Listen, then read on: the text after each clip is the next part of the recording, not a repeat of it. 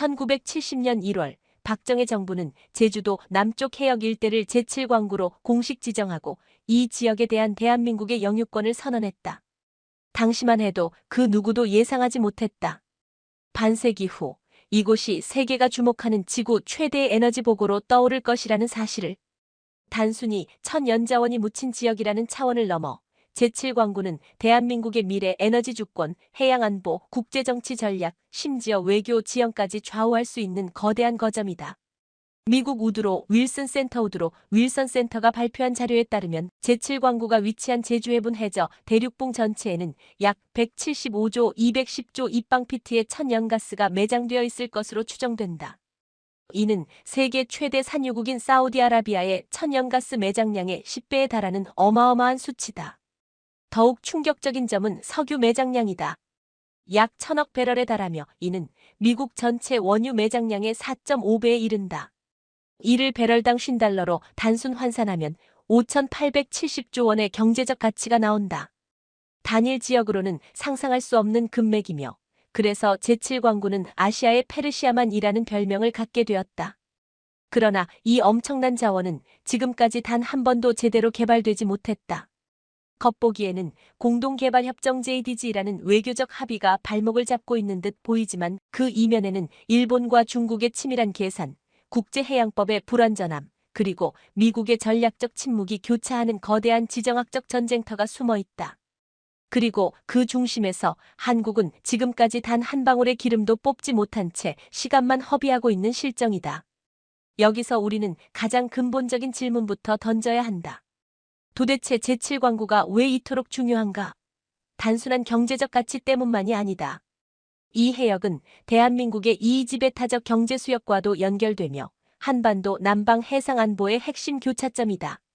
만약 이 지역에 대한 주권을 확고히 하지 못한다면 향후 수십 년간 한국은 해양 패권 경쟁에서 밀려날 수밖에 없다. 더구나 일본과 중국이 이 지역을 노골적으로 탐내고 있다는 사실은 이 문제를 더 이상 미룰 수 없음을 분명하게 보여준다. 일본의 경우 제7광구가 지정되자마자 공유 대륙붕이라는 논리를 들고 나왔다. 그들은 제주도 남단과 오키나와 해구 사이의 해역이 양국의 등거리 원칙에 따라 나뉘어야 한다고 주장했으며 개발도상국이었던 한국을 압박하기 위해 경제 원조 중단 카드까지 꺼내들었다. 이는 단순한 외교적 압박이 아니었다. 한국의 자주권과 미래 에너지 주권을 봉쇄하려는 계산된 전략적 도발이었다. 결과적으로 한국은 1987년 굴욕적인 선택을 하게 된다. 제7광구를 한일 공동개발구역으로 개명하고 단독 개발을 금지하는 조건을 수용하게 된 것이다. 중국의 움직임은 더욱 교묘하다. 겉으로는 침묵을 유지하면서 실질적으로는 제7광구 서쪽 해역에 무려 16기의 석유가스 시추 플랫폼을 이미 설치해 놓았다. 특히 12기 시설물에는 감시, 레이더, 헬기 이착륙장, 해양 경비용 무장 시스템까지 탑재되어 있어 명백한 군사적 전용 가능성이 제기되고 있다. 즉, 제7광구는 단순한 경제 자원을 넘어 군사적, 전략적 요충지로서의 성격을 동시에 띠고 있으며 이를 노리는 주변국들의 침투는 이미 시작된 상태라는 것이다. 한국은 이 모든 상황을 오랜 시간 침묵으로 일관했다. 기술력 부족, 국제법적 불확실성, 미국의 모호한 태도 등 복합적인 요인으로 인해 제7광구 개발을 사실상 방치해왔다. 그러나 이로 인해 발생한 손실은 단순한 시간의 문제가 아니다. 중국은 빨대 효과스트로 이펙트를 통해 제7광구 인근 유전을 시추함으로써 한국 해역 자원의 상당 부분을 실질적으로 흡수하고 있는 상황이다. 이는 국제자원 탐사기구 ISA에서도 이미 수차례 경고한 바 있으며 현실적으로 제7광구의 실질적 가치가 해마다 줄어들고 있음을 의미한다. 그렇다면 우리는 이 문제를 어떻게 바라봐야 하는가? 첫째, 제7광구는 경제가 아니라 주권의 문제이다. 단 한 방울의 석유도 캐내지 못했지만 이곳은 이미 우리의 국가 에너지 독립과 미래 전략 안보를 상징하는 구역이다. 둘째, 더 이상 시간은 우리 편이 아니다. 2028년 공동개발협정의 종료 시점이 다가오면서 일본은 교묘하게 공동개발이 이루어지지 않았으므로 무효라는 논리를 펼칠 가능성이 크다. 이는 제7광구의 소유권 자체를 부정하려는 시도이며 중국과의 수역 설정 협상까지 감안하면 한중일 간 전면적 분쟁으로 확산될 가능성도 결코 배제할 수 없다. 셋째, 우리는 이제 단순히 기다릴 수만은 없다. 기술은 이미 갖춰졌고 미국의 기류도 바뀌고 있다. 지금이야말로 한국이 제7광구의 실질적 통제권을 확보해야 할 결정적 시점이다. 이는 단지 에너지 확보 차원이 아니라 대한민국이 해양 패권 국가로 올라서느냐 아니면 주변국의 먹잇감이 되느냐를 가늠하는 시험대다. 우리는 이 바다의 주인인가 아니면 침묵하는 임차인인가? 이 질문에 답하지 못하면 제7광구는 결국 남의 것이 된다. 그리고 아이러니하게도 아직 뽑히지 않은 이 석유는 이미 대한민국이 누구인지 어디로 가야 하는지를 되묻게 만드는 거울이 되었다. 이 바다 밑의 금맥은 단지 자원이 아니라 우리의 의지와 결단을 시험하는 살아있는 역사인 것이다. 제7광구 문제의 본질을 파고들기 위해서는 단순히 자원 문제, 국제법, 군사적 충돌 가능성을 넘어 한국 외교가 일본과 맺었던 가장 치명적인 실수 중 하나, 즉 1987년 체결된 한일공동개발협정의 진실을 직시해야 한다. 겉보기에는 평등한 공동개발로 포장된 이 협정은 실상 한국의 독자 개발권을 사실상 박탈하고 일본에게는 전략적 시간 벌이와 외교적 우위를 동시에 제공한 교묘한 정치적 함정이었다. 1980년대 후반, 당시 한국은 중화공업을 급속도로 확장하며 에너지 수요가 폭증하던 시기였고 중동 의존도를 줄이기 위해 자국 해역의 천연자원 탐사를 시급히 추진하고자 했다. 그러나 이때 일본은 공유 대륙붕이라는 법적 주장을 들고 나와 강하게 반발하였고 경제 원조 중단과 외교 고립이라는 위협을 통해 한국 정부를 압박했다. 더욱 충격적인 것은 일본은 이 협정이 체결되자마자 바로 그 이듬해인 1986년 경제성이 없다는 이유를 들어 탐사를 일방적으로 중단했고 그 이후 34년 동안 단 한 차례의 실질적인 공동 탐사도 이루어지지 않았다는 점이다. 이것이 무엇을 뜻하는가? 이 협정은 탐사를 위한 것이 아니라 탐사를 막기 위한 도구였다는 점이 명확하게 드러나는 대목이다. 일본은 외교의 언어를 매우 유려하게 포장하지만 실상 그 속에는 늘 계산된 이기심과 전략이 숨겨져 있다. 제7광구 협정에서 일본이 진정으로 원했던 것은 공동개발이 아니었다. 협정 자체를 통해 한국의 단독 행동을 사전에 봉쇄하고 시간이라는 무기를 손에 쥔 채 유리한 국제 환경이 조성될 때까지 가만히 기다리는 것, 그것이 일본의 진짜 목적이었다. 일본은 해양법상 중간선 원칙이 강화되기 시작한 1985년 리비아 몰타 대륙봉 사건 이후 자연 연장설이 국제법 해석에서 밀려나고 거리 중심의 배타적 경제 수역 이의지 기준이 우세해질 조짐을 보이자 제7광구에서의 실질적 개발 의지를 의도적으로 접은 채 향후 이 지역의 소유권을 통째로 뒤집을 준비를 시작한 것이다. 더욱 교활한 점은 일본이 이 모든 과정을 외교적 갈등 없이 수행했다는 것이다. 겉으로는 평화적 협력을 말하며 한국의 외교적 자존심을 자극하지 않았고 심지어 국제사회에서는 한국과의 협력 모델이라고 미화되기까지 했다. 그러나 실제로는 한국을 정치적 법적 족쇄에 묶어두고 자신들은 시간만 끌면서 국제해양법 체계와 미국의 전략적 재편 흐름에 따라 지도를 다시 그릴 기회를 엿본 것이다. 이 과정에서 일본은 단 한 번도 진정성 있는 탐사 재개를 요구하지 않았다. 오히려 한국이 탐사 요청을 수차례 보냈음에도 불구하고 경제성이 없다, 정권이 바뀌었다, 기술적 어려움이 많다는 변명만을 반복했을 뿐이다. 이러한 상황은 일본 외교의 본질을 정확히 보여준다. 겉으로는 미소와 협력을 내세우지만 속으로는 침묵과 방치로 상대를 고사시키는 방식, 그것이 바로 일본식 무응답 압박 전략이다. 그리고 한국은 이 전략에 34년이나 끌려다닌 셈이다. 냉정하게 말해 이 협정은 단순한 실수가 아니라 국가 전략 실패의 교과서로 남아야 하며 지금이라도 그 실체를 바로잡지 않는다면 2028년 이후 우리는 제7광구의 법적 지위를 스스로 부정하게 될 수도 있다. 그렇다면 일본은 왜 이렇게까지 교묘한 전략을 구사했는가? 답은 명확하다. 일본은 자신들의 이의지가 제7광구까지 확장되기를 바라며 한국의 단독 개발 시도를 봉쇄함으로써 국제적으로 실질적 통제력이 없다는 인상을 주려 했던 것이다. 만약 한국이 협정을 무시하고 개발에 나선다면 일본은 국제사법재판소 제소나 외교적 압박을 통해 반격할 수 있지만 한국이 스스로 움직이지 않는 한 국제사회는 실질 통제 개념에 따라 일본의 주장을 받아들일 가능성이 높아진다. 즉, 일본은 방치라는 전략으로 미래의 주권을 설계하고 있었던 것이다. 그리고 이 전략은 단독으로 실행된 것이 아니다. 일본은 중국과의 수면 아래 접촉을 시도했고, 심지어 2008년에는 중일 양국이 공동개발 협정을 논의하며 제7광구와 맞닿은 수역에서의 공동 탐사까지 추진한 바 있다. 이는 명백히 한국을 제쳐놓고 동중국해의 권익을 양분하려는 시도였으며 동맹국으로서의 최소한의 신의조차 없는 행위였다. 물론 이후 이 협상은 공식 중단되었지만 중국은 이후 단독으로 탐사와 개발을 강행했고 일본은 이를 묵인함으로써 사실상 빨대 효과를 유도한 공범이나 다름없는 행태를 보였다. 한편 일본의 이중적 전략은 국내 정치에도 이용된다. 최근 일본 보수 정치권은 제7광구 문제를 독도 이슈와 연계하여 여론을 자극하고 있으며 한국은 국제법을 무시한다. 공동개발협정도 지키지 않는다는 식의 자기 합리화 프레임을 대대적으로 확산시키고 있다. 이는 명백한 사실 왜곡이며 그들이 30년 넘게 협정을 묵살한 역사적 사실은 완전히 삭제된 채 한국만이 불량국가처럼 몰리는 언론 조작이 벌어지고 있는 것이다. 우리는 이제 이 치욕의 역사를 되짚고 그 교훈 위에 새로운 전략을 세워야 한다. 더 이상 일본의 교묘한 침묵과 방치에 끌려다녀서는 안 된다. 제7광구는 단순한 자원지대가 아니다. 그것은 한국 외교가, 정치가, 군사 전략이 과거의 상처를 넘어 미래를 설계할 수 있느냐를 가늠하는 시험대다.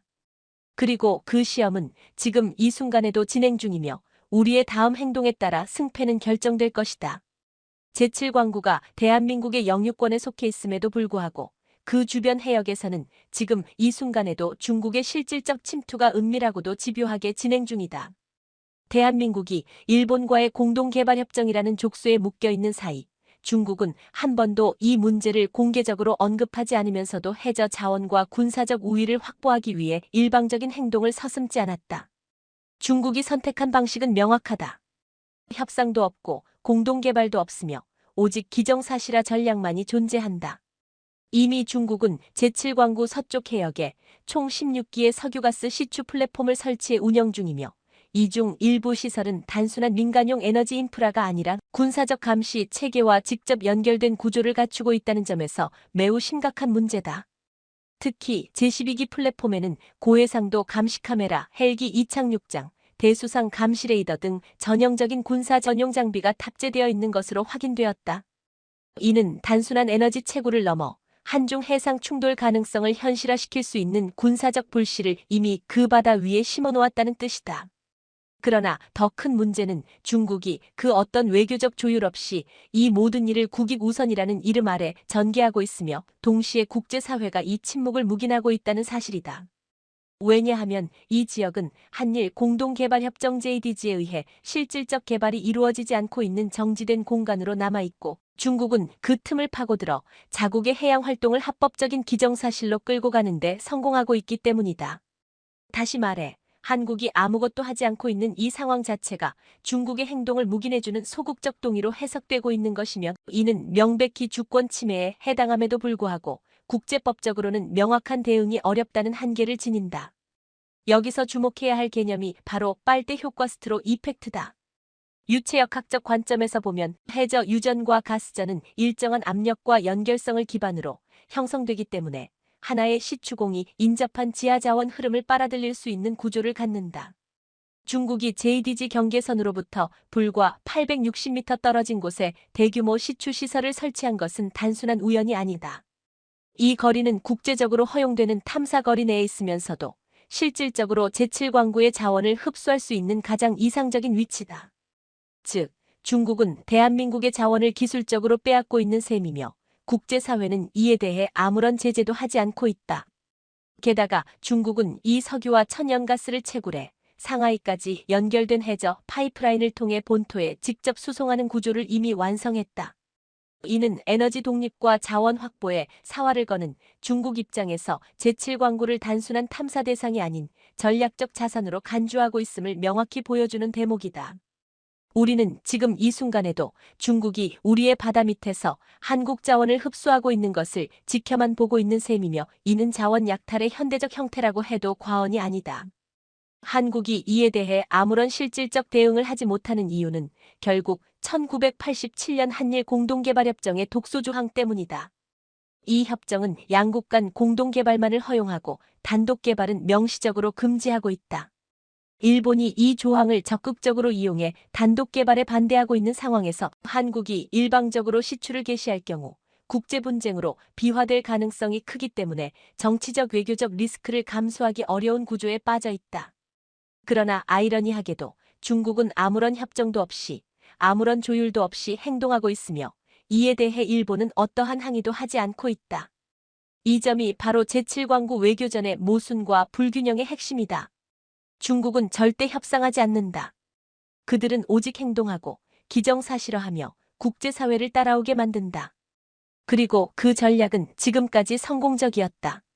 일본은 중국과의 수역 협상을 통해 중일 이의지 공동구역을 설정한 전례가 있으며 이를 통해 자신들의 입지를 다지려는 속셈이 숨어 있다. 그러나 그 속내는 더 깊다. 한국은 배제하고 중국과의 전략적 협력 구조를 통해 동중국해의 주도권을 양분하려는 그림이 존재하는 것이다. 이처럼 한국만이 유일하게 제약을 받고 있는 불공정한 3자 구도 속에서 우리가 취할 수 있는 유일한 전략은 실질적 통제권을 회복하는 것이다. 이는 단지 군사적 강경 대응을 의미하는 것이 아니라 법적, 기술적, 외교적 조치를 모두 활용하여 국제사회에 이 바다는 우리가 지배하고 있다는 메시지를 명확히 전달해야 한다는 뜻이다. 이어도에 이미 존재하는 종합해양기지를 기반으로 감시체계를 확장하고 해양 자위력을 강화하며 동시에 미국 및 동남아 우방국과의 연합감시 시스템을 구축함으로써 중국의 단독행동에 대한 억제력을 갖춰야 한다. 이러한 조치는 단기적 도발을 유발할 수 있으나 장기적으로는 한국이 이 해역에서 주권을 실질적으로 행사할 수 있는 유일한 길이며 제7광구를 지켜내는 유일한 전략이기도 하다. 더 이상 기다릴 수 없다. 우리가 멈춰 있는 동안 중국은 이미 빨대를 꽂고 천연자원을 흡수하고 있으며 군사적 교두보를 확보하고 있다. 그리고 그 피해는 고스란히 우리의 미래 세대가 감당하게 될 것이다. 지금 대응하지 않으면 제7광구는 곧 중국의 바다가 된다. 우리는 종종 지금이라도 늦지 않았다고 말하지만 제7광구 문제에 있어서 만큼은 그 문장이 낙관적 위안에 불과하다는 사실을 인정해야 한다. 1987년 대한민국은 일본과의 공동개발협정이라는 정치적 타협을 선택함으로써 미래 에너지 안보의 결정적 기회를 스스로 봉인했으며 이후 무려 34년이라는 세월 동안 단 한 번의 실질적 탐사도 이루지 못한 채 국가 자산을 그저 바다 밑에 묻어두기만 했다. 그리고 이 침묵과 방치는 단순히 기회를 놓쳤다는 차원을 넘어 대한민국의 기술정책, 외교전략, 군사력 운용, 경제적 자립성 전반에 걸쳐 거대한 손실과 후퇴를 가져온 체계적 실패였다. 가장 먼저 우리는 그 시간 동안의 에너지 의존 비용을 직시해야 한다. 제7광구에는 1천억 배럴에 달하는 석유가 묻혀 있는 것으로 추정되며 이는 대한민국이 30년 동안 수입해온 석유 총량과 맞먹는 규모다. 만약 1990년대 초부터 제7광구의 개발이 순조롭게 진행되었다면 한국은 현재 중동 지역에 의존하는 수입 석유 비중을 절반 이하로 줄였을 것이며 이는 곧 원유 가격의 급등락에 따른 경제 충격을 대폭 완화시킬 수 있는 탄력적 에너지 구조를 의미했다. 하지만 우리는 그 기회를 놓쳤고 에너지 수입에만 수천조 원의 외화를 해외로 유출하는 구조적 손실을 자초한 셈이다. 뿐만 아니라 이 문제는 기술 국산화와 산업 경쟁력의 측면에서도 막대한 기회를 상실하게 만들었다. 1980-90년대는 전 세계 해양 플랜트 산업의 황금기였으며 노르웨이, 네덜란드, 미국 등이 대규모 해저 유전 프로젝트를 통해 에너지 기술을 독자화하던 시기였다. 만약 대한민국이 제7광구를 통해 해저 시추 및 정제, 심해, 탐사 기술을 조기에 확보했다면 현재 우리가 조선업에서 이룬 세계 1위의 조립 기술에 더해 에너지 자원 개발에 필요한 플랫폼 제작, 해양 드릴링, 해상 저장 시스템 분야까지 세계 시장을 주도할 수 있었을 것이다. 그러나 우리는 그런 시도를 하지 않았고 그 결과 지금도 해양 탐사 장비의 상당 부분은 미국 또는 노르웨이 기업에 의존하고 있으면 이는 기술 종속이라는 구조적 약점을 그대로 유지하게 만든 결정적 배경이 되었다. 정치적 측면에서도 제7광구 방치는 심각한 후유증을 남겼다. 당시 한국은 국제사회의 해양법 체계가 정립되기 시작하던 중요한 전환기에 놓여 있었으며 배타적 경제 수역 이의지라는 개념이 점차 자연 연장설에서 등거리 원칙으로 바뀌어가는 과도기였다. 만약 한국이 1990년대 초에 이 해역에서 단독 탐사를 강행하고 실질적 통제권을 보여줬다면 향후 국제사회는 제7광구를 자연 연장설 기준에 따라 대한민국의 자원으로 인정할 명분을 확보하게 되었을 것이며, 이는 단순히 해양주권 확보를 넘어 향후 독도, 이어도 동해 표기 문제 전반에 걸쳐 압도적인 국제 여론 우위를 선점할 수 있는 전략적 자산이 되었을 것이다. 그러나 현실은 달랐다. 한국은 단 한 번도 이 해역에 대한 실질적 통제를 행사하지 않았고, 이로 인해 2028년 이후 일본이 협정 무효를 주장할 법적 근거를 만들어주는 셈이 되었으며, 국제법적으로도 비활성화 구역으로 낙인 찍히는 상황을 자초하게 되었다. 더 심각한 문제는 이러한 전략적 무기력함이 국제사회에서의 대한민국의 신뢰도와 발언력 약화로 직결되었다는 점이다. 우리는 자주 이야기한다. 한국은 지칠 못지않은 산업 강국이며 K방산, K반도체, K문화의 시대를 열었다고. 그러나 그런 자신감은 해양주권이라는 영역에서는 그 어떤 실체도 갖지 못했다. 제7광구는 그 사실을 잔혹하게 증명하는 거울이며, 대한민국이 여전히 자기 바다조차 지켜내지 못하는 약소국의 그림자를 벗어나지 못했다는 사실을 드러내는 민낯이기도 하다. 미국의 책임도 무시할 수 없다.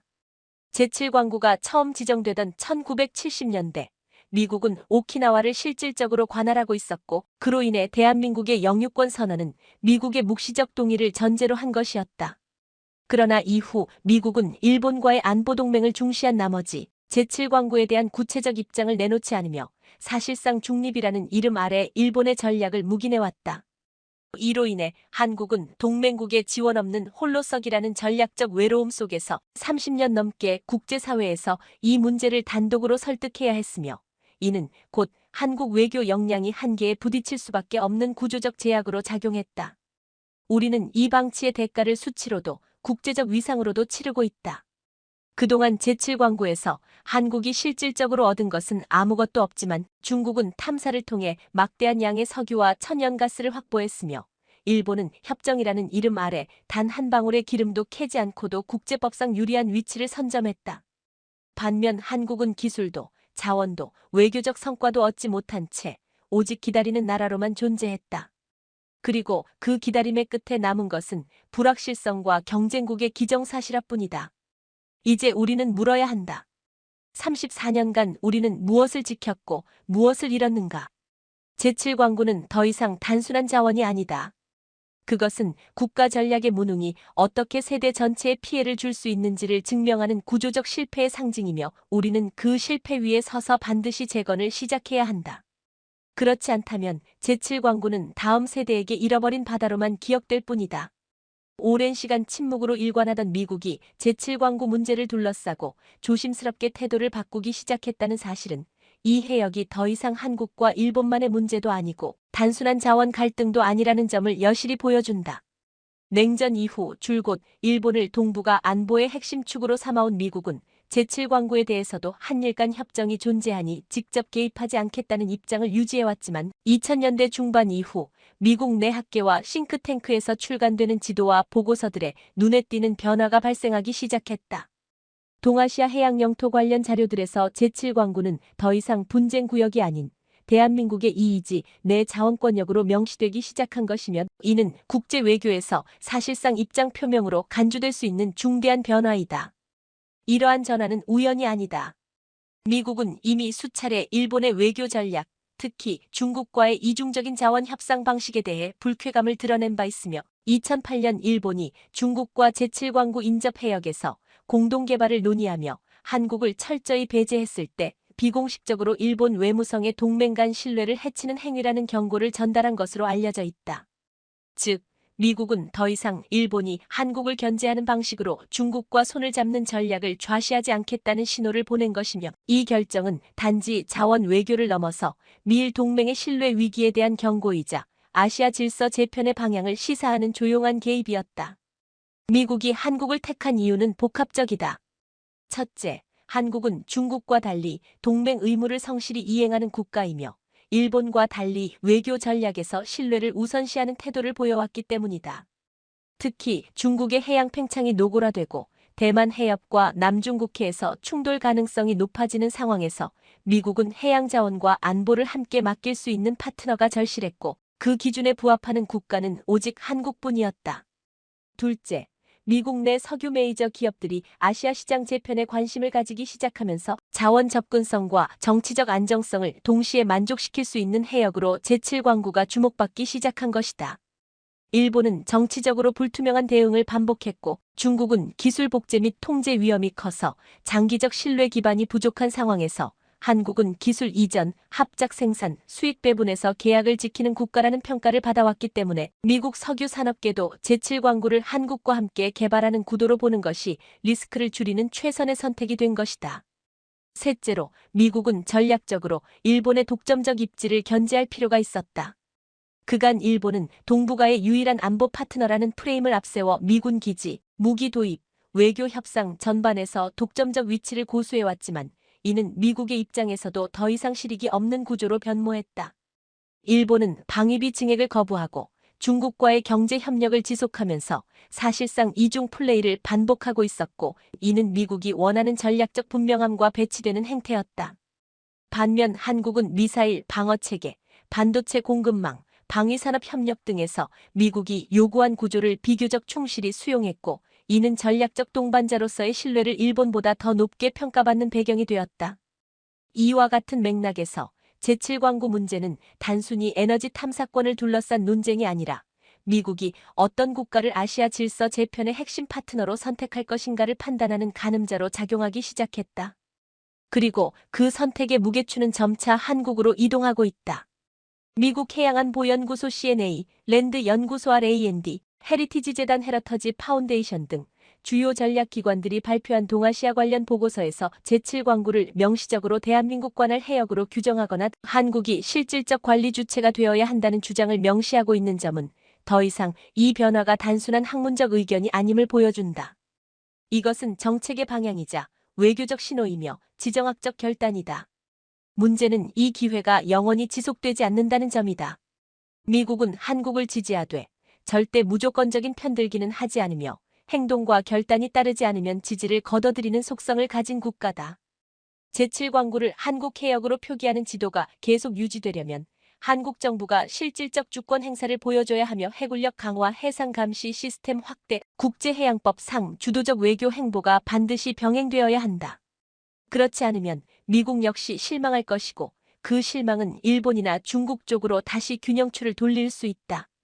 역사는 언제나 기회와 책임이 함께 움직인다는 것을 우리는 과거 독도 문제와 이어도 논쟁에서도 뼈저리게 배운 바 있다. 미국이 제7광구를 대한민국의 해역으로 지지하고 있다는 사실은 더 이상 비밀이 아니다. 하지만 그 지지를 실질적인 전략으로 바꾸는 것은 오롯이 대한민국의 몫이다. 미국은 칼을 쥐어줄 수는 있어도 그 칼을 어떻게 쓸지는 우리 손에 달려있다. 우리가 무기력하게 침묵으로 일관한다면 아무리 강력한 우방도 언젠가는 등을 돌릴 수밖에 없다.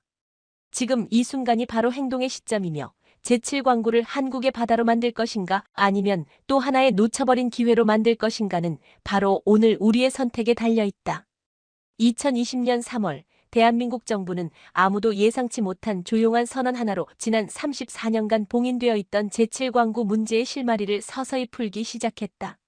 산업통상자원부가 한국성 유공사 KNOC를 제7광구 개발 사업자로 지정하고 해저, 대륙봉 탐사 및 실질적 개발을 재추진하겠다는 계획을 공식 발표한 순간 그 의미는 단순한 자원 탐사를 넘어선 정치적 선언이며 외교적 반격이자 주권 회복의 시작이었다.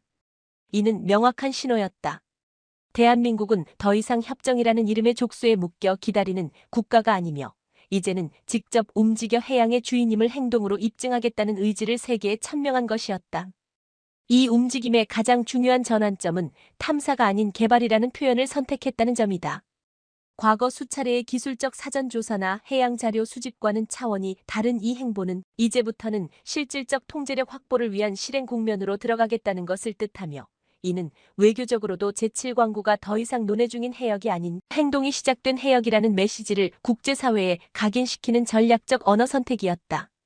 동시에 이는 일본에게 보내는 무언의 경고이기도 했다. 협정의 유효기간이 끝나는 2028년을 기다리지 않고 그 전에 이미 실효 지배를 시작하겠다는 의도이며 침묵의 방치를 틈타 자신들의 입지를 강화해 온 일본과 중국의 시나리오를 뒤엎는 선제적 전략이었다. 한국석유공사는 이에 맞춰 해저지질 3차원 자료 수집을 위한 고성능 다중 탐사 시스템을 투입하였으며 과거에는 존재하지 않았던 고정밀 시추 기술과 실시간 AI 기반 해양자원 해석 알고리즘을 동시에 가동함으로써 단순한 예비조사가 아닌 실제 생산을 염두에 둔 탐사형 시추 모의 실험을 수행했다. 이 기술력은 단지 석유와 가스를 찾기 위한 것이 아니라 우리는 이 해역을 스스로 개발할 수 있는 독자 역량을 갖췄다는 메시지를 일본과 중국, 그리고 미국을 포함한 국제사회 전체에 던지는 상징이었으며 더 이상 기술 부족이라는 핑계를 대며 단독 행동을 포기할 명분이 존재하지 않음을 선언한 것이었다. 그리고 이 모든 것은 물리적 행위에 그치지 않았다. 동시에 대한민국 외교당국은 제7광구 문제를 다루는 UN 대륙봉안계위원회 CLCS 및 국제해양법재판소 ITLOS에 이 문제를 정식 사안으로 언급하기 위한 법적 검토를 비공개로 착수했고 이는 일본이 2028년 이후 재개할 가능성이 높은 협정 무효화 주장을 선제 차단하기 위한 포석이었다. 단지 국내용 정책이 아니라 국제사회에서 이 해역을 실질적으로 통제하고 있는 국가로 대한민국을 자리매김시키기 위한 정치 법률 외교 복합 전략이 작동하기 시작한 것이다. 이 시점에서 우리는 중요한 사실 하나를 짚고 넘어가야 한다. 왜 지금인가? 왜 2020년이었는가? 그 이유는 간단하다. 바로 중국의 탐사시설 확대와 일본의 정략적 침묵이 극단에 이르렀기 때문이다. 중국은 제7광구 인근에 새로운 시추선을 추가로 투입하며 실질적 개발 범위를 서서히 확장하고 있었고 일본은 미국과의 군사 협력만을 강화하면서도 제7광구에 대해서는 입을 다물며 협정의 만료 시점을 기다리는 계산만 반복하고 있었기 때문이며 대한민국 입장에서는 더 이상 적극적 침묵이 아닌 적극적 행동만이 유일한 생존 전략이 되었던 것이다. 그러나 여기서 우리가 반드시 기억해야 할 사실이 하나 있다. 아무리 기술이 완성되고 외교적 명분이 확보되더라도 실질적 주권은 결국 물리적 존재감에서 결정된다. 이어도 해양기지를 통해 입증된 사실이기도 하지만 국제사회는 주권을 말로 인정하지 않으며 실질적으로 누가 그 지역을 통제하고 있느냐에 따라 해양의 소유권은 결정된다.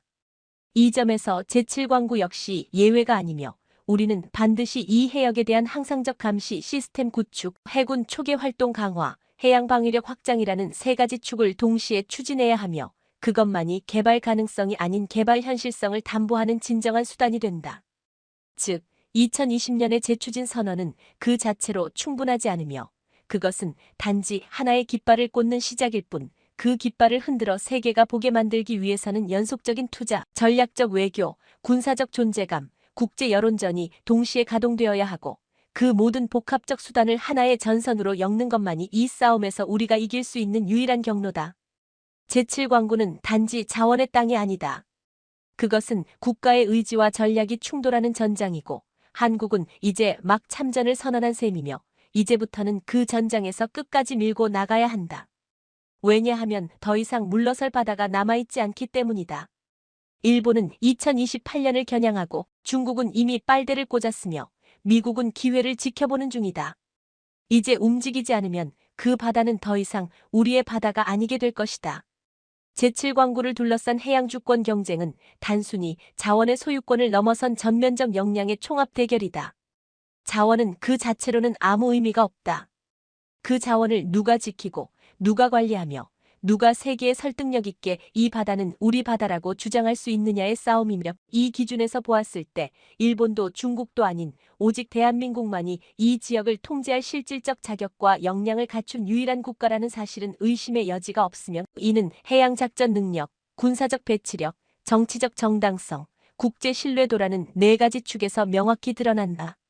우선 군사력 측면에서 대한민국은 현재 제7광구 인근 해역에 상시적으로 배치 가능한 해상 초계 전력과 수중 감시망을 모두 갖춘 몇 안 되는 국가로 이는 단순히 전투함 보유량이 많다는 의미가 아니라 심해 탐지 레이더, 수중음파 탐지망 SOSUS, 드론 기반 해상 감시, 체계 등 현대 해양 작전에 필요한 입체적 방어 시스템을 실전 배치하고 있는 국가라는 뜻이며 특히 이어도 종합해양기지에 설치된 장거리 레이더와 연계된 전술 통제 능력은 제7광구 전역을 실시간 모니터링할 수 있는 수준으로 이는 중국이나 일본이 가지고 있지 못한 현장 실효성 기반의 작전 체계라는 점에서 결정적 차이를 만든다. 반면 일본의 경우 해상자위대의 수적 구성은 화려하지만 헌법 제9조에 따라 실질적 무력 행사는 외교적 분쟁 소지가 발생할 경우 극도로 제한되며 특히 영유권 분쟁이 얽힌 지역에서의 단독 작전은 정치적으로나 법률적으로도 상당한 제약을 받는 구조로 되어 있어 제7광구와 같이 민감한 해역에서는 결국 떠있는 군함에 그칠 수밖에 없는 한계를 지닌다. 더욱이 일본은 제7광구에 대해 자국 해역이라는 명확한 법적 근거를 확보하지 못하고 있으며 미국의 공식적 지지 또한 한국 쪽으로 기울어 있는 상황에서 단독 작전 시 국제사회로부터 도발 국가로 인식될 위험을 안고 있어 실질적 대응 역량은 제한적일 수밖에 없다. 중국은 겉보기에는 대규모 시추기와 해상 플랫폼을 앞세워 해양 지배력을 과시하고 있지만 실상은 매우 다른 양상을 띈다. 중국의 해양 전력은 남중국해를 중심으로 집중되어 있으며 동중국해 특히 제7광구 인근 해역에서는 미군과 연합, 감시체계에 대한 정보 열세와 작전 반경의 제한으로 인해 실질적인 군사력 투사가 어렵다는 구조적 약점을 안고 있다. 무엇보다 중국은 제7광구에 대해 단 한 번도 법적으로 자신들의 해역임을 국제사회에 주장한 적이 없으며 단지 기정사실화를 통해 빨대 효과를 노릴 뿐 국제해양법에 따라 정당한 영유권 주장을 펼 수 없는 외교적 고립 상태에 놓여 있으며 따라서 무력 분쟁이 발생할 경우에도 국제사회로부터 정당성을 인정받기 어려운 운명을 스스로 자초하고 있다. 이와 달리 대한민국은 제7광구에 대해 1970년 공식적으로 영유권을 선언한 최초의 국가이며 이어도 해양기지를 기반으로 실효적 지배를 수십 년간 지속해온 정당한 주체로서 국제법적으로도 선점에 의한 실효적 통제권을 보장받을 수 있는 강력한 사례를 이미 축적해왔다. 더욱이 대한민국은 UNCLOS 체제에 적극적으로 참여하며 국제해양법 질서의 수호자라는 이미지를 확립하고 있는 국가로 이는 중국의 일방주의, 일본의 회피주의와는 전혀 다른 정통성을 세계에 설득할 수 있는 명분을 확보하고 있다는 의미이며 이 점에서 제7광구를 누가 관리해야 하느냐는 질문에 대해 세계가 한국 쪽으로 기울 수밖에 없는 구조를 형성하고 있다. 더 나아가 한국은 기술적 측면에서도 압도적 우위를 점하고 있다. 삼성중공업, 현대중공업, 대우조선해양을 비롯한 조선 3사는 전 세계 해양 플랜트 플랫폼 수주의 70% 이상을 점유하고 있으며 이는 단순한 건설 능력을 넘어 자국이 필요한 해저 시추 장비와 감시 플랫폼을 직접 설계하고 운용할 수 있는 독자적 역량을 갖췄다는 뜻이며 실제로 2020년 이후 투입된 시추 예비 탐사선 역시 한국 자체 기술력으로 구성된 플랫폼으로 탐사, 분석, 실시간 전송, 원격 제어까지 가능한 통합형 기술 체계를 실전 적용하고 있다는 점은 일본이나 중국이 따라올 수 없는 기술 자립성의 증거다. 또한 제7광구 인근 해역의 기상, 해류, 조류, 안반 구조 등은 단순한 기술력만으로 극복할 수 없는 환경적 난이도를 지니고 있으며 이 지역은 극심한 해저 변동성과 복잡한 해류 흐름으로 인해 시추 과정에서의 안전성과 지속성이 핵심 변수로 작용하는 지역이기도 하다. 이 조건을 만족시키는 기술을 가진 국가는 전 세계적으로도 드물며 한국은 이어도 기지 건설과 남해 해저지형 통합 데이터 구축을 통해 이 지역 환경에 최적화된 작전 데이터를 가장 많이 보유한 국가로 자리 잡았고 이는 단순한 기술 우위를 넘어 현장 적응도라는 실전 작전 역량에서 절대적 우위를 갖고 있음을 의미한다. 이 모든 조건을 종합해 볼 때 제7광구를 통제할 수 있는 국가는 오직 하나 대한민국뿐이다. 일본은 법적 정당성을 잃었고 중국은 외교적 명분이 없으며 미국은 판단의 열쇠를 한국에 넘긴 상태에서 세계는 점점 한국이 이 해역을 실질적으로 책임지고 있다는 현실을 받아들이기 시작했고 우리가 이 흐름을 이어가지 못한다면 그것은 외부의 압력이 아니라 우리 스스로가 국가 역량을 포기하는 자의 행위일 뿐이며 제7광구를 지키는 싸움은 결국 우리가 누구인가를 스스로 입증하는 싸움이고 지금 그 증명이 점점 더 강력한 실체를 가지기 시작했다는 사실이야말로 이 바다에 우리가 깃발을 꽂아야 할 가장 강력한 이유다. 현대의 영토 분쟁은 더 이상 총칼로 시작되지 않는다.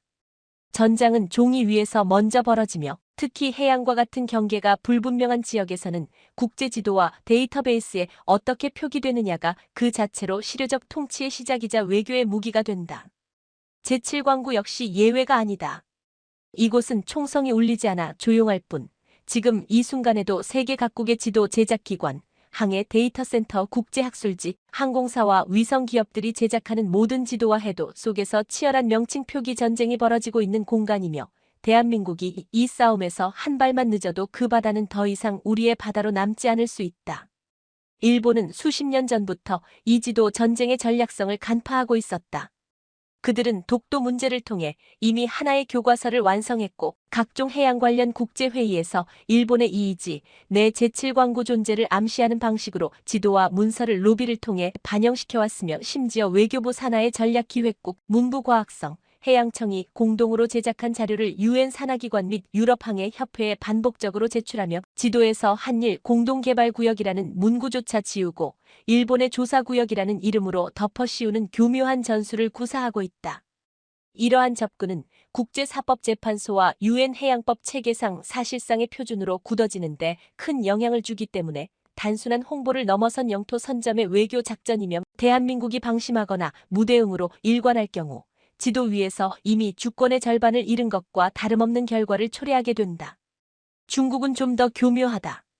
그들은 공식적으로 제7광구를 자국해역으로 주장하지 않지만 제7광구 서쪽의 탐사구역과 중일 공동개발수역의 경계선을 모호하게 연결시키는 방식으로 중국 자원의 흐름상 연결구역이라는 시각을 각국 전략 싱크탱크에 은근히 주입시키고 있으며 특히 위성 기반의 민간에도 제작 기업들과 접촉해 자신들의 시추시설이 위치한 해역을 중국 자원 탐사구역으로 표기하도록 압력을 행사하고 있다. 이는 외형적으로는 민간의 자율적 활동처럼 보이지만 중국의 국방부와 에너지부, 해양국이 모두 개입된 국가 차원의 심리전이며 일본과는 다르게 외부의 시선을 회피하면서 실질적 영향력을 확대하는 방식이라는 점에서 훨씬 더 위협적이다. 반면 대한민국은 상대적으로 이 분야에 대한 대응이 미비했다. 외교부, 국토부, 해양수산부 등 관련 부처 간의 명확한 역할 분담이 이루어지지 않았으며 제7광구에 대한 지도, 반영과 국제 DB 등록이 담당 부서 없음이라는 이유로 수년간 방치된 사례까지 존재했고 이는 곧 국제사회에서 이 해역에 대한 한국의 관심과 통제 의지가 미약하다는 시그널로 오해될 수밖에 없는 결정적 약점이었다. 특히 제7광구를 다룬 국제 논문, 해양법 저널, 전략보고서 등에서 대한민국의 입장을 반영한 공식 지도나 항로 분석이 현저히 부족하고 이는 시간이 갈수록 일본과 중국의 해양 활동 자료가 누적되며 데이터 전쟁에서의 열세로 이어지고 있다. 문제는 이 지도 전쟁이 단지 외교적 명분 싸움에 그치지 않는다는 점이다.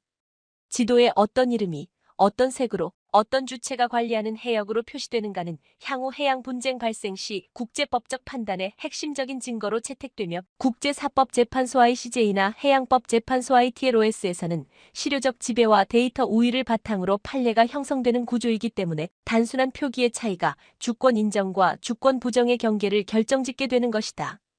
일본이 지도 편집을 위해 수십억 엔을 투자하고 중국이 위성자료 기반의 민간 지도회사에 국가 기금을 투입하며 그들의 해양 자원을 점진적으로 중국표로 만드는 작업에 집중하는 이유는 바로 여기에 있으며 대한민국 역시 이제는 이 싸움의 본질을 직시해야 한다. 이제 필요한 것은 단순한 항의나 후속 대응이 아니라 전면적이고 공세적인 국제지도 주권화 전략이다. 외교부는 유엔 해양법 관련 부속기구에 대한민국의 제7광구 시료 지배 현황을 반영한 공식지도 세트를 등록해야 하며 해양수산부는 이어도 기지를 중심으로 구축된 감시망 및 통제 시스템 자료를 시각화하여 누가 이 해역을 실시간 관리하고 있는가라는 물음에 대해 물리적 증거를 제시해야 하고 문화체육관광부는 해외 출판사 및 교육기관과의 협업을 통해 지도에서 JDG라는 일본식 용어가 사라지고 코리언 이이지, 제주 컨티넨털 쉘프존이라는 명확한 용어가 쓰이도록 국제적 서술 구조를 주도해야 한다. 또한 민간과 학계, 군이 연계되어 제7광구 관련 정밀 해양 데이터 플랫폼을 구축하고 이를 바탕으로 연간 백서 형식의 해양주권 보고서를 영문으로 정기 발간함으로써 대한민국이 더 이상 방어적 존재가 아니라 해양 질서를 선도하는 국가라는 인식을 국제사회에 각인시켜야 하며 이는 단순히 제7광구를 지키기 위한 도구를 넘어 대한민국의 글로벌 위상과 외교 역량을 증명하는 핵심 수단이 될 것이다. 결국 지도에서 우리가 사라지면 현실에서도 우리를 지워버릴 근거가 완성된다. 제7광구는 지금 이 순간 위성 좌표 위에서 벌어지고 있는 조용한 전쟁의 중심이며 이 싸움에서 뒤처진다면 그 바다는 더 이상 우리 것이 아니게 될 것이다. 지도는 단지 방향을 알려주는 것이 아니라 주인이 누구인지를 선언하는 가장 조용하지만 가장 강력한 외교적 무기라는 사실을 우리는 더 이상 잊어서는 안 된다.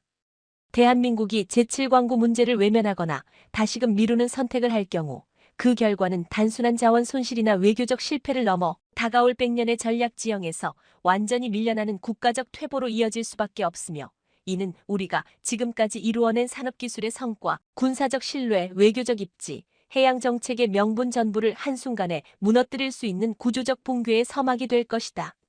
가장 먼저 현실화될 위기는 자원 주권의 사실상 상실이다. 제7광구에 매장된 천연가스와 석유는 기존의 산업자원 공급을 넘어 에너지 전환기 시대에 대응할 수 있는 전략적 자산으로 LNG 및 청정수소 생산에도 연결될 수 있는 기반 자원이자, 자원의 독립성과 공급선 다변화가 필수가 된 글로벌 체제에서 한국이 자원국으로 전환할 수 있는 마지막 기회에 해당하지만, 이를 끝내 실질적으로 개발하지 못한다면 한국은 향후 10년 내 에너지 수입 의존율 95%를 돌파하며 국제 원유 및 가스 가격 변동에 따라 산업 기반 자체가 흔들리는 불안정한 에너지 소비국의 운명을 감수해야 하는 상황에 직면하게 될 것이며, 이는 기술 강국이라는 수식어 아래 숨겨진 가장 치명적인 약점으로 전환될 것이다. 두 번째 위협은 지정학적 고립의 가속화다. 제7광구는 단순히 자원이 있는 바다가 아니라 중국의 해양 진출과 일본의 해상 봉쇄 전략이 겹치는 접경선에 위치해 있으며, 이곳의 실효 지배 여부는 대한민국이 동중국해 전체에서 군사외교적 존재감을 행사할 수 있느냐의 기준점이기도 하며, 만약 한국이 이 해역에서 손을 놓게 된다면 미국은 일본과의 이자 구조로 해양 전략을 재편할 것이고, 중국은 조용히 해양 기지를 군사 전용화하면서 제7광구 인근을 군사적 방공식별구역 ADIG로 흡수할 것이며, 이 모든 결과는 대한민국이 더 이상 태평양 동중국해 남중국해를 연결하는 전략 삼각축의 플레이어가 아니라 그저 한반도에 갇힌 국가로 퇴보하는 계기가 될 수밖에 없다. 세 번째로, 기술 주도권의 상실은 이미 시작되고 있다. 해양 플랜트, 심해, 시추, 수중 드론, 해상 저장 플랫폼 기술은 제7광구와 같은 심해 복합 해역에서 실증되지 않으면 그 자체로는 완성되지 않으며, 만약 한국이 이 기술을 실전에 투입할 수 없는 구조로 방치한다면 곧이어 투자 감소, 인력 이탈, 수출 위축으로 이어지고, 이는 삼성중공업이나 대우조선해양이 그동안 쌓아온 글로벌 경쟁력을 내수에서만 존재하는 기술로 고립시키는 결과를 낳게 되며, 장기적으로는 조선업이 전환점을 맞이할 수 없고 에너지 설비 강국이라는 위상도 무력화되어 결국 제2의 반도체 산업 성장축을 포기하는 셈이 될 것이다. 네 번째로, 국가 정체성과 자존의 문제가 남는다. 제7광구는 단순히 자원도 외교도 기술도 아니다. 그것은 대한민국이 1970년 스스로 국토의 확장을 선언하고 국제사회의 해양 주권을 주장하며 50여 년간 실효 지배를 준비해온 상징이자 결과이며, 만약 우리가 그것을 끝내 지켜내지 못한다면 앞으로 대한민국은 자신이 선언한 영토조차 끝내 지켜내지 못한 나라라는 치명적인 낙인을 국제사회로부터 피할 수 없게 될 것이며, 이는 독도와 이어도 나아가 남북 통일 문제까지 포함한 모든 영토적 주장의 설득력을 급격히 약화시키는 치명적 도미노로 작용하게 된다. 일본은 그 순간을 기다리고 있다. 협정 종료 후 한국이 아무것도 하지 않았다는 이유로 국제사회의 공동개발은 무효라 주장할 명분을 이미 준비하고 있으며, 중국은 빨대 효과를 실현한 후 현장 통제권은 우리에게 있다는 논리로 제7광구 동부까지 영향력을 확대할 명분을 계산하고 있으며, 미국조차도 스스로 지키지 않는 국가를 대변해줄 필요는 없다는 냉혹한 원칙을 적용할 수밖에 없는 지정학의 본성을 숨기지 않을 것이며, 올 모든 현실 속에서 단 한 번의 무대응, 단 한 번의 정치적 유예, 단 한 번의 실기만으로 대한민국은 제7광구를 그리고 동중국해 전체에서의 영향력을 영구히 잃게 될 수 있다. 우리는 지금 결정해야 한다. 제7광구는 우리 바다인가, 아니면 그저 과거 정부가 남긴 실수의 흔적에 불과한가? 이 바다는 자원보다 더 크고 기술보다 더 깊으며 외교보다 더 단호한 우리의 결단이 필요한 공간이며, 이를 놓치는 순간 우리는 단지 해양 주권을 잃는 것이 아니라 스스로 대한민국은 바다를 지킬 자격이 없다는 선언을 국제사회에 하게 되는 것이며, 그때 우리는 누구를 탓할 수 없고 어떤 후회도 되돌릴 수 없게 될 것이다. 제7광구를 둘러싼 지난 수십 년의 침묵과 갈등, 전략과 망설임의 교차점에서 우리는 지금 분명한 결단의 순간에 서 있으며, 이제 이 바다를 되찾고 지켜내기 위한 말이 아닌 행동의 시간이 도래했고, 우리는 제7광구를 단순한 해양 영토 분쟁의 대상이 아닌 대한민국의 전략, 안보, 기술, 미래 산업의 상징이자 운명 그 자체로 재정의해야 하며, 이를 위해 이제 대한민국은 더 이상 협정의 유예를 기다리는 나약한 조정자가 아니라 자국 해역을 당당히 선언하고 지킬 준비가 된 행동하는 국가로 전환해야 하며, 그 첫걸음은 제7광구를 국가전략구역으로 지정하고 지금까지의 외교적 불확실성을 걷어내며 실질적 통제력 확보를 위한 다음 5가지 조치를 즉각 실행하는 것이다. 첫째로 대한민국은 제7광구 전역을 국가해양전략 핵심기지로 지정하고 군민 복합방어체계를 정식화하여 해군기동전단의 상시 배치를 제도화해야 하며, 이는 단순히 군사적 무력 시위가 아닌 우리 바다는 우리 손으로 감시하고 보호한다는 물리적 실효 지배를 전 세계에 선언하는 행위이자, 향후 일본이나 중국이 해양 관할권을 주장했을 때 국제법상 통제권의 존재 여부를 입증할 수 있는 결정적 증거로 작용할 것이다. 둘째로 제7광구 내해저 지질 구조에 대한 시추 탐사 및 예비 개발 활동을 전면화하여 비공식적 개발에서 공식적 채굴로의 전환을 선언하고, 이를 위해 한국성 유공사와 글로벌 에너지 기업 간 합작 컨소시엄을 구성하여 외교적 명분을 강화함과 동시에 기술력을 실전에 투입함으로써 대한민국이 더 이상 협정에 갇힌 관망자가 아닌 행동하는 자원국임을 입증해야 하며, 이는 미국과 유럽 에너지 블록의 동참 명분도 제공하게 된다.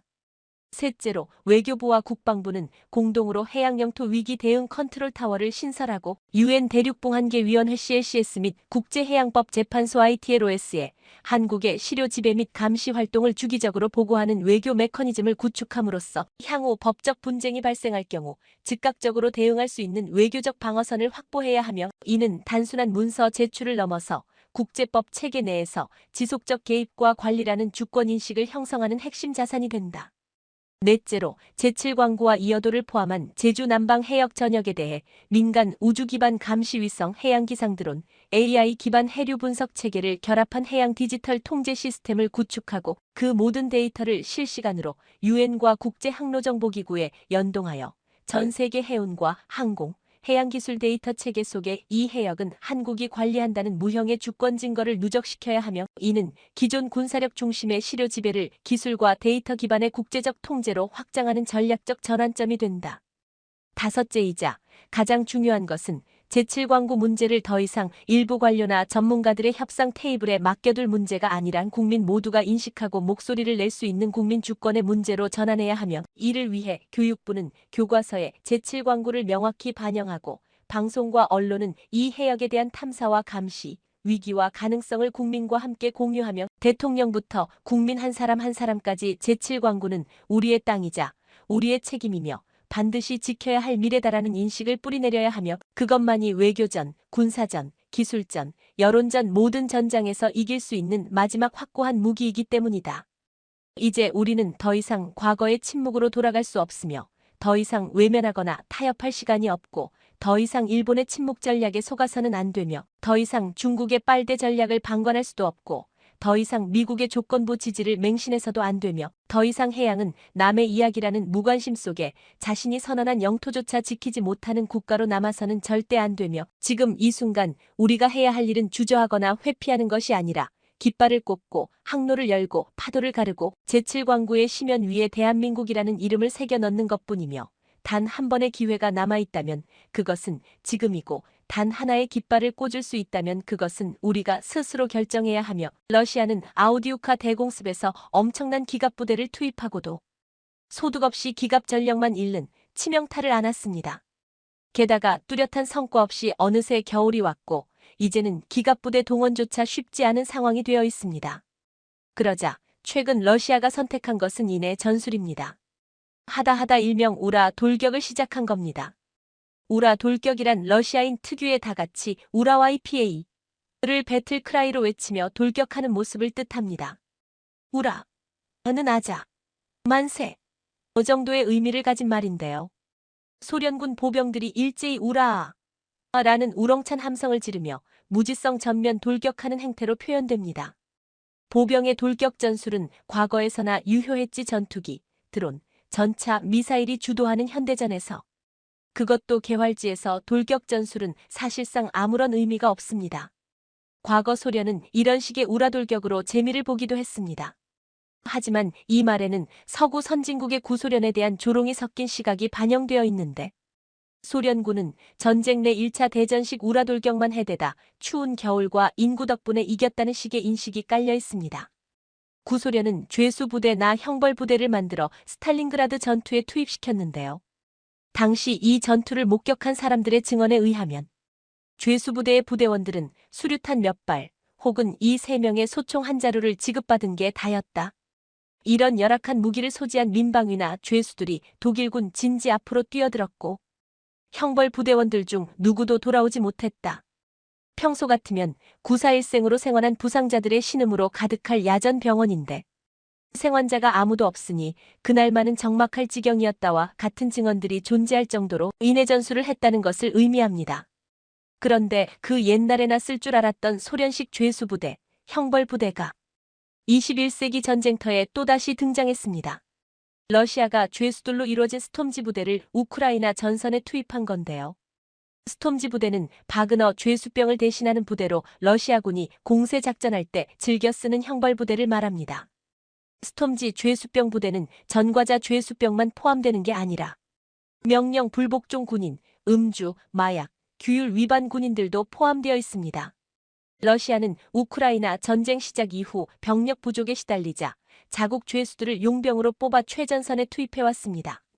사망한 용병 그룹 바그너 그룹의 대표 예부게니 프리고진이 지난해 여름 우크라이나에서 6개월간 복무하면 사면하는 조건을 제시하면서 각지 교정시설에서 흉악범들을 모집했는데요.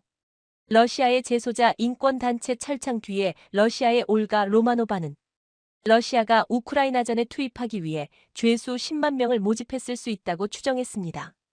그런데 형벌부대에 몸을 담는 대가로 자유를 약속받은 러시아 죄수 중 일부는 심각한 성범죄나 연쇄살인 등을 저지른 중범죄자들이었습니다.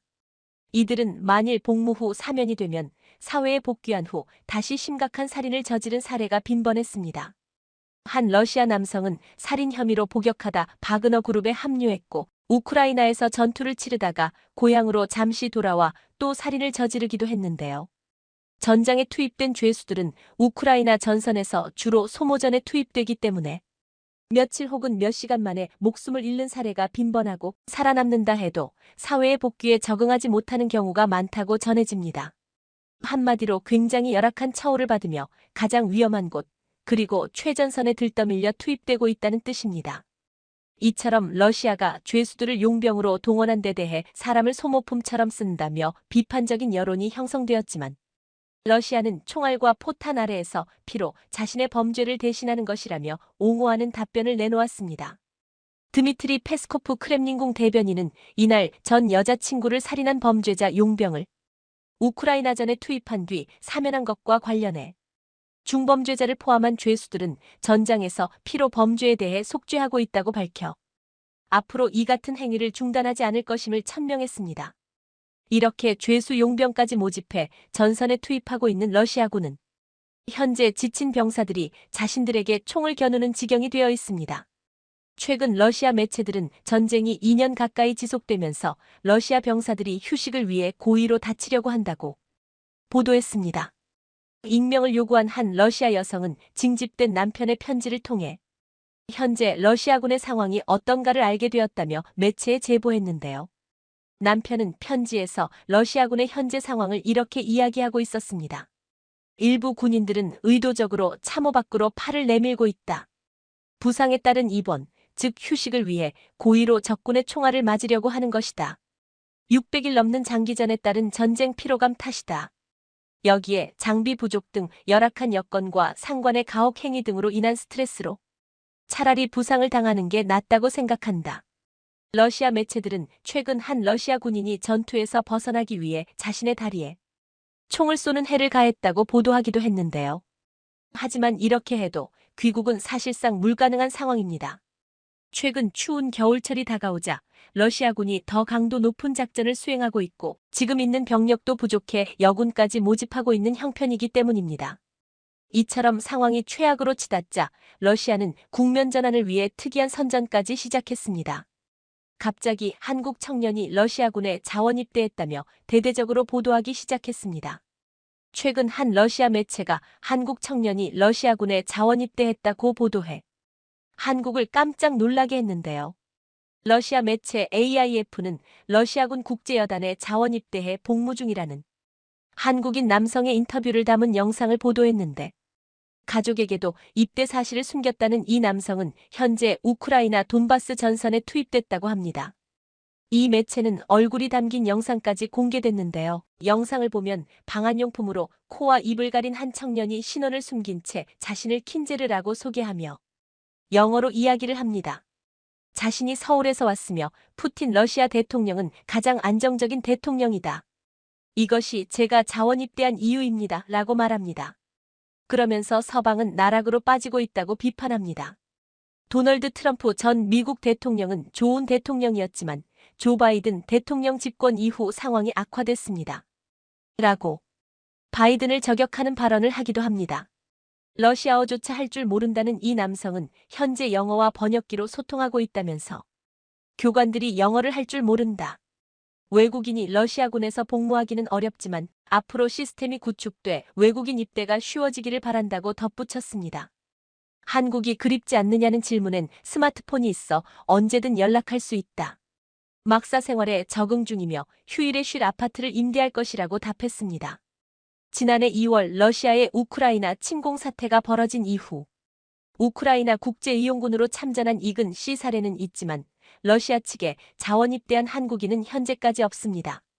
우리 외교 당국은 현지 매체의 보도 내용이 사실인지 영상 속 남성이 실제 한국인이 맞는지 확인 중인데요.